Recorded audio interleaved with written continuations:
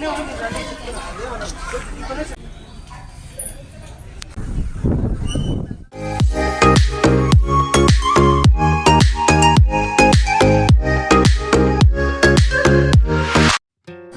అండి, మనం Vijayawada bus stand నుంచి ఇలా బయలుదేరితే బ్యారేజ్ దాటిన తర్వాత కొంచెం ముందుకు వచ్చిన తర్వాత ఉండవల్లి సెంటర్ వస్తుంది. అక్కడ నుంచి రైట్ సైడ్ తీసుకుంటే ఉండవల్లికి వెళ్ళిపోవచ్చు.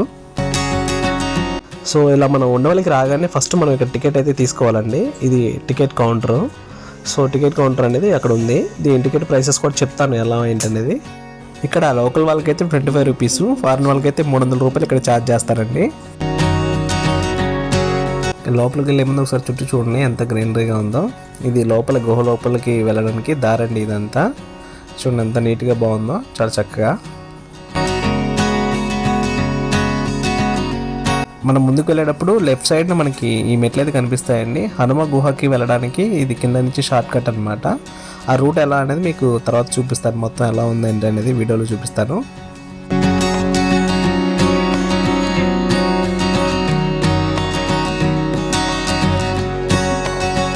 లోపలికి వెళ్తుంటే ఈ స్తంభం ఏదో కనిపించిందండి. ఇదేంటి అని చూస్తే నాకు ఫస్ట్ అయితే అర్థం కాలేదు. అక్కడ అడిగితే చెప్పారు ఇది ఇక్కడ ఇండియన్ ఫ్లాగ్ అయితే దానికి ఉండేదంట. సో ఫ్లాగ్ హస్టింగ్ చేసే పోల్ అనమాట. వచ్చేసి గుహ గురించి ముందే ఇంట్రడక్షన్ ఇక్కడ ఉందండి. సో గుహాలయము ఉండవల్లి అని చెప్పేసి అని దీని గురించి మొత్తం లోపల ఏంటి అనేది మొత్తం దీని మీద రాశారు.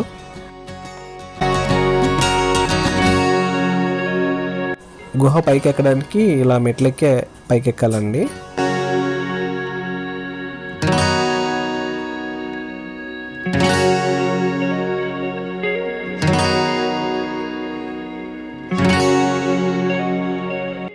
పర్యాటకులు అయితే చాలా ఎక్కువ మంది వచ్చారండి.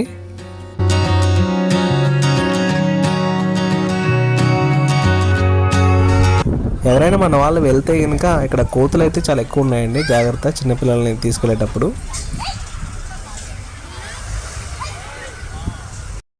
ఈ గుహ గురించి చెప్పాలంటే ఇది 2 అంతస్తుల్లో ఉందండి. మొదటి అంతస్తులో త్రిమూర్తులు గారు ఉంటారు. 2వ అంతస్తులో అనంత శయన విష్ణువు ఉంటాడు. 3వ అంతస్తులో వచ్చేసి త్రికుటాలయం అనేది ఉంటుందండి. ఈ రాతి గుహాలయాన్ని క్రీస్తు శకం 6-7వ శతాబ్దంలో నిర్మించారండి. 16వ శతాబ్దం వరకు దీనిని రాజులైతే పోషించేవారు.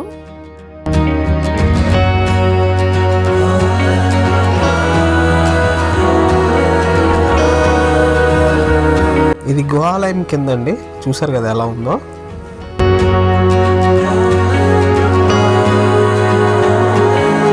ఇది గ్రౌండ్ ఫ్లోర్ అండి. గ్రౌండ్ ఫ్లోర్ మొత్తం స్తంభాలు మాత్రమే ఉన్నాయి ఇక్కడ. ఇది పూర్తిగా అయితే నిర్మించబడలేదు.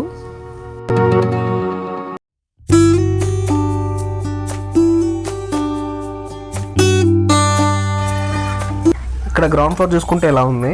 ఇక్కడ చిన్న మెస్ డోర్ ఏదో ఉంది. అది ఏంటనేది ఒకసారి లోపలికి వెళ్ళి చూద్దామండి.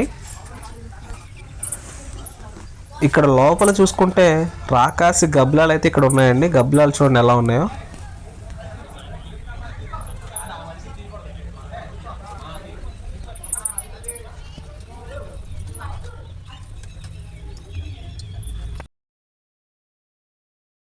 ఇక్కడ చాలా గబ్బిలాలు అయితే ఉన్నాయండి, వేలాడబడుతూ ఉన్నాయి. చిన్న చిన్న సైజు నుంచి పెద్ద పెద్ద గబ్బిలాలు కూడా ఇక్కడ ఉన్నాయి.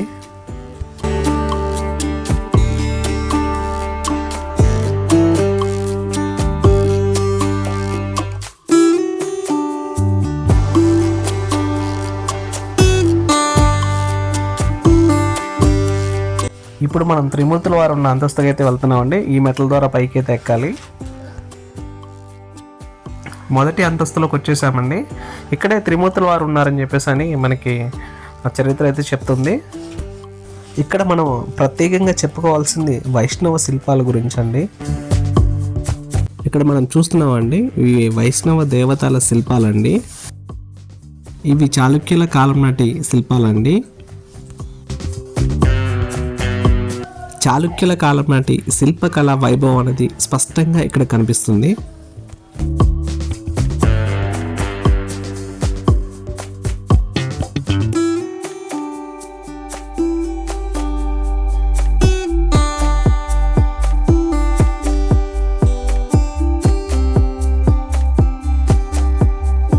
చాలా అద్భుతంగా ఈ ఐరావతాన్ని ఇక్కడ నిర్మించారండి.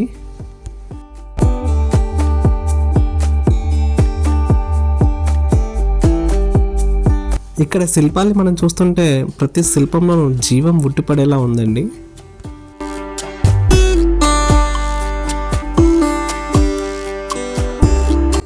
అనంతశయన విష్ణువు ఆలయానికి వెళ్ళాలంటే ఇలా మెట్ల ద్వారా వెళ్ళాలండి. ఈ మెట్లు కొంచెం ఇరుగ్గా ఉన్నాయి, కొంచెం కష్టమే ఎక్కడం.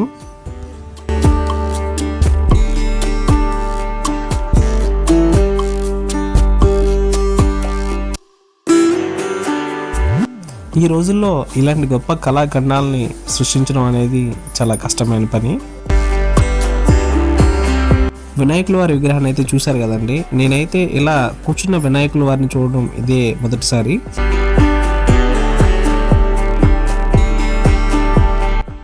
ఇక్కడ బయట వైపు ఋషివర్యుల శిల్పాలు అయితే ఈ విధంగా ఉన్నాయండి.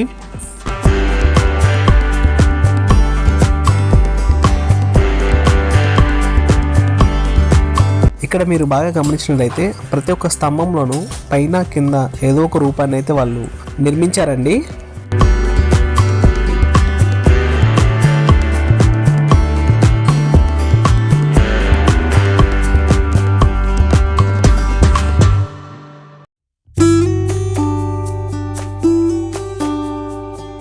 ఆ కాలం నాటి నైపుణ్యతని ప్రతిబింబిస్తూ ఎంతటి శిల్పకళా వైభవాన్ని చాళుక్యుల వారు చాలా గొప్పగా నిర్మించారు.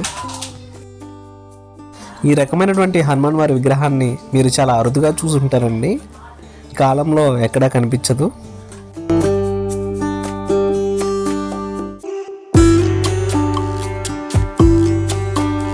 ఇప్పుడు మనం అనంత విష్ణు వారి విగ్రహాన్ని చూసేద్దామండి. ఇది లోపల గర్భగుడి. సుమారు 5 మీటర్ల పొడవున్న ఈ అనంతశయన విష్ణువు వారి విగ్రహం చాలా అంటే చాలా అద్భుతంగా అయితే ఉందండి. మాటలలో అయితే వర్ణించలేము.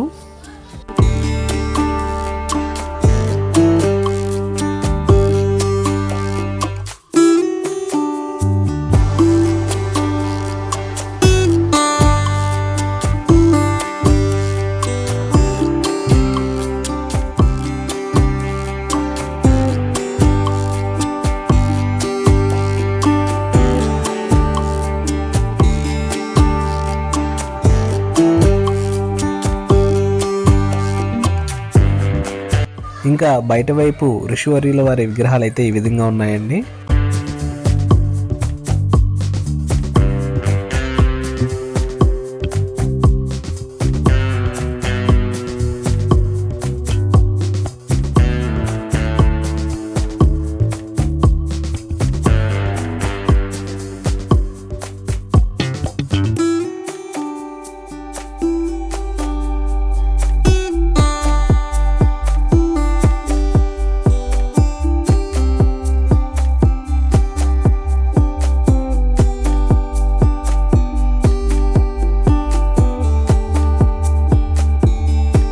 ఆఖరిది త్రికూట ఆలయంకు వెళ్ళడానికి నో ఎంట్రీ అని చెప్పేసి అని బోర్డు ఉందండి. వాటికి కోతులు కూడా కాపలాగా ఉన్నట్లుగా ఎక్కడ పడితే అక్కడ కోతులు అయితే ఉన్నాయి. ఏదో ఒకలా పైకి అయితే వచ్చేసానండి. పైనుంచి చూస్తే పైన ఏమీ లేదు. పైనుంచి వ్యూ అయితే ఇలా ఉందండి. ఒకసారి మొత్తం చూసేద్దాము.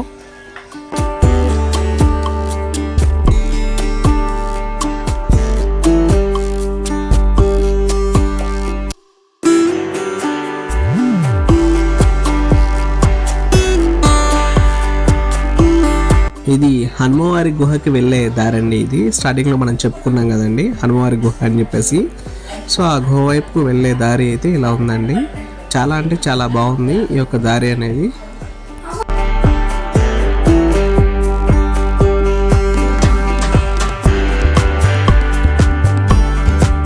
అలా నడుచుకుంటూ వచ్చిన తర్వాత చివరికి ఈ హనుమవారి గుహకి అయితే చేరుకున్నామండి.